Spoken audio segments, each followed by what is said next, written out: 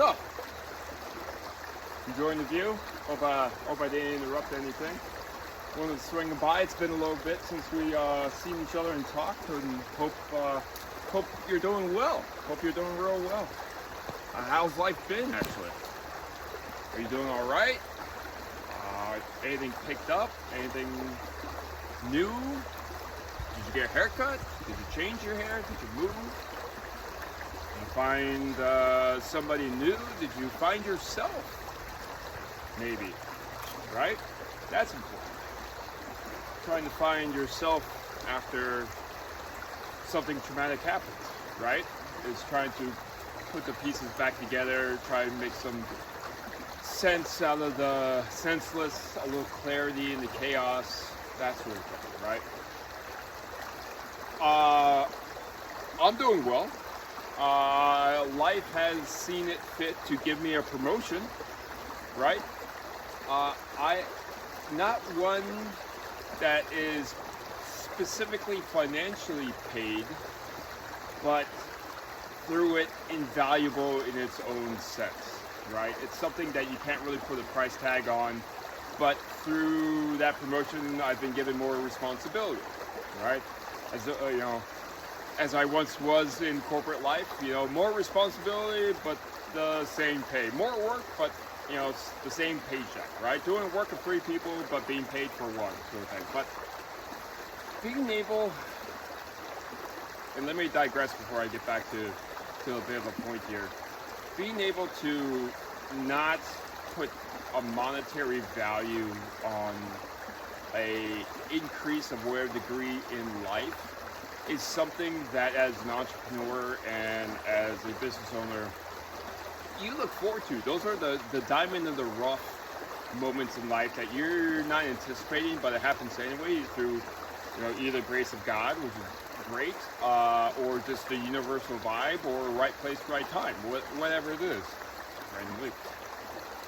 So it again, getting promoted, put into more responsibility. It's putting me in a position to be more engaged with my clientele base into the world of other business owners and entrepreneurs and bring more value to their lives. So yeah, I've had some really, really great promotions, if you will. But like I said, I digress. I'm glad you're here. It's so good to see you again. It really is. I sincerely hope things have gotten better for you.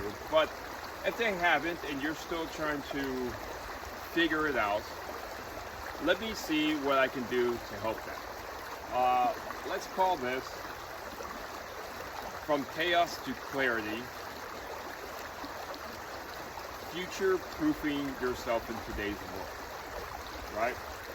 Chapter 1. But at first, acknowledgements, right? I want to acknowledge you. I want to say thank you for either watching this, taking the time out of your day, over your coffee, your beer, your tea. I don't drink anymore. 174 days sober. Fantastic. Great decision if you make it. But however it is, I want to acknowledge you. I want to acknowledge that in whatever situation that you are experiencing, that you're going through, that created chaos, disruption, disaster in your life, you are still moving forward. You got up this morning, right? You made breakfast. You prepared your kids for school. You took a walk. You took a deep, meaningful breath. You got something to eat. You chose water over beer. You did whatever you did to progress forward. I got a haircut. I think it looks pretty good. That was a progressive forward. It made me feel better. So I want to acknowledge you in your progress, whatever that seems to be. Okay? It doesn't have to be leaps and bounds. It could be literally, hey, if today's your 100% is only 40%, bravo to you. I want to acknowledge you for coming here today, for being here. But let's start off with who you are, right? Hey, what are you? What do you do? What is it that you've done? What is it that you've experienced? A lot of people answer the question of, what is it that you do? They say, I am fill in the blank.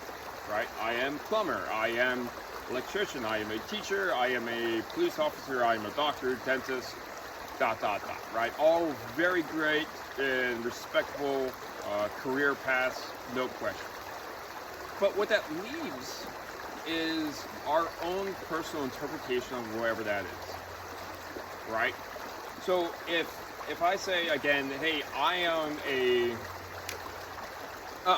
am an entrepreneur, I am a business owner, right?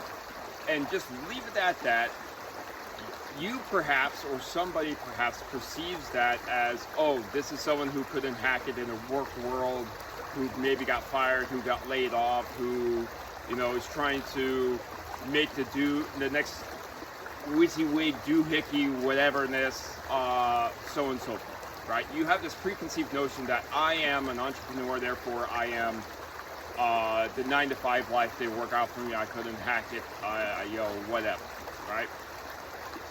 Where that might not be the case. In my head, as an entrepreneur and as a business owner, I am following my dream. I am following a vision. I am following the purpose that I believe I was put on this earth to fulfill till my dying day, so that I can look back and say, hey, I accomplished something with my own 2 hands. I built something, right? You built something. I, as an entrepreneur, business owner, built something. This is an old tool I threw together from a couple of videos back, but it's still here. I built this. It's still together. And however long this lasts, it lasts because I built it, right? So for who you are, you need to decide what that I am is, right? Just to say, shortest sentence in the Bible is I am, and we can get to that conversation on a different day. But discover who you are, the I am, and that could be anyone from 13 to 93, right? If you're 25 or you're 65, arguably some pretty transitional moments in life. Probably 25, you're getting out of college, you're establishing yourself, trying to establish yourself in the world, you got a degree, you got, vigor, you want to change the world, whatever it happens to be. Or you're 65, you've done your time in the world, you've done your time climbing the ladder, you're in retirement, quote unquote, and you're looking for what your next I am is. What are you? Oh, I am retired. Oh, that's not an I am, that is your current status of retirement. And even that is vague and not even applicable to, frankly, a lot of 65-year-olds, right? But you get the point. So how do you discover what your I am is? You can do a number of different things if you're unclear to that, especially after a chaotic, disastrous moment in life. Be it global, be it financial, be it personal, be it economical, whatever it happens to be, right? You have to start from point one, step one. Now, the difference between a 25-year-old and a 65-year-old is experience, really is what it comes down to. But the resources available and arguably many other factors are on the same level. I've seen some incredible 65-year-olds that would put some 25-year-olds to shame, physically and otherwise, right? But you, as a 25-year-old versus, and we'll just say that, versus a 65-year-old who are both trying to rediscover that I am, they're on the same plane. They are on the same wavelength, if you will, trying to figure out what the next or first chapter of their life is, However, the resources in today's world, right here, right now, are the same for both parties. Entirely, ChatGPT, libraries, university, the internet, whatever, is equal to all people of all ages across the board. Accessibility being, an argument there, but by and large, yes.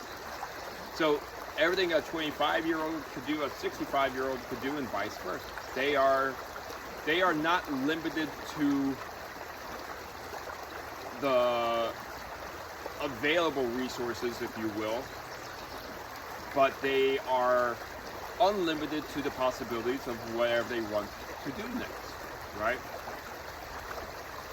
As I mentioned in a previous video, if you are at a transitional point in life, post-college, retirement, whatever else, maybe somewhere in between, right? Starting life over. COVID here in Southern California was pretty horrendous, as it was around the world for the most part. But a lot of people completely lost everything that they had. Businesses, lives, families, loved ones, all of it. All bad, right?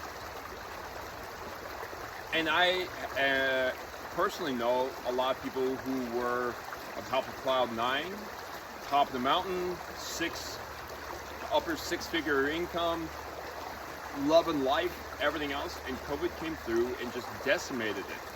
Completely yanked out everything that they felt comfortable, that was in their control, which we'll get to in a little bit, and took them down to the point where they had to go to food banks, right? How's that for a life shift, for a mental change? Going from $500,000, $750K plus a year to a bag of food donated by a local church, right? So wrap your head around that for a moment. But as I was saying, how do you discover that I am? Well, you can take tests. Myers-Briggs comes to mind. A personality test, that sort of thing, right? Or, as in the current technology age of ChatGPT, you can log in and prompt chat, we'll just call it chat here, or GPT, we'll call it GPT for a second, and say, hey, GPT, I am a 25-year-old person, just graduated college with a business degree. I have not a lot of experience, but these are my skills, my strengths, my weaknesses. Here's a list of internships or jobs I've had in the past. The job market sucks. I can't get hired anywhere. What are some ideas? Create for me some ideas that would be good business ideas, right? And it would do what it does. GPT would do what it does, and say, okay, hey, in regards to your skills, your experience, your limited job experience, whatever have you, your degree, here's a list of viable businesses that you could establish. What more information would you like? And then there's continual prompts as well. Now, I do and am teaching a workshop just on that particular topic of transition, or of restarting over from a set skill set, experience, background, basically a resume, through to business establishment, risks, financial gain, loss, buy-in, cost startup, a social media plan, and books geared towards that particular profession to help you get off the ground from other professionals that have been down that road. So if you're interested, stick around. I happily will give you that information, and that'll be a free workshop here in the next week or two. So now you have again, resources. Now, just to flip the page a little bit, going to the 65-year-old, right? Difference between 25 and 65-year-old is experience, by and large. That 65-year-old, when he or she was 25, probably didn't, I'd be willing to bet, nowhere near the amount of resources that the current, today, 25-year-old has. Nowhere close, right? Internet, probably not around. ChatGPT, not around. Artificial intelligence, not so much. So cell phones, probably not. Etc. and so on, right? So now they are having to build or establish themselves in a world where, frankly, resources were not as available. Being able to have information at your fingertips in seconds wasn't available. They had to bring up themselves through whatever resources they could get a hold of, information that they could get a hold of that could be expired the very next day, right? Or by the time they got to it, they have to upgrade it again, whatever have you, right? The point being, anyways, is that the 25, when that 65-year-old person was 25, they had to work harder, most likely, to get a business or any business up off the ground than, frankly, what we do today. They didn't have the luxury, if you want to, of social media, of mass marketing emails, of TikTok, of anything else. They had to knock on doors. They had to walk around. They had to join an Elks Club or YMCA or wherever it was that they had to do, because that was the only thing available to them, right? And if you take, again, in this day and age, a 65-year-old, go back to when they were 25, that mentality, let's call it, of workforce was you went to school, you got a degree, and you joined the company for 30 plus years, 25 plus years, whatever happens to be. You retired at 65 and you lived out the rest of your good life, your golden years, to your dead. And that was what that was what it worked. That was what it was back then. That's not applicable now. Almost at all, you know? Just for the simple fact that, forget the job market, which ebbs and flows like the ocean. Some days the jobs are great, some days they're not so much. Competition is getting stricter and harder for the good jobs. No longer does a bachelor's degree get you in the door, but it's master's degrees almost, or beyond, that get you those good jobs. And the sheer fact of staying with the company for 20 plus years is all but gone, right? It's still there, it still happens, but the workforce these days are popping in and out of companies every 2 years, 4 years, 5 years, whatever happens to be, because other opportunities come up. They evolve, they learn more, they pick up skills, they get another degree, they do whatever. You do whatever, right? And suddenly that job that you were in for 2 years isn't a good fit anymore. It's changed, as all business does. Leadership changes, policy changes, so on and so forth. And it just doesn't work for you anymore. So now you have this opportunity, you watching here, again, I want to acknowledge you, to discover who you are, what is your I am, right? Myers-Briggs test or whatever it happens to be, using the resources that are available to you here and now to clarify that I am, and to almost give you that empowerment to saying, hey, you can do this. Because I get it. You know, when I started this, it was, you know, again, 3 kids, wife, Southern California, so and so forth, mortgage, etc. There was a lot of doubt. There was a lot of unsure thoughts, you know, uncertainty. What if I fail? What if it doesn't turn out like I thought, you know, so on and so forth, right?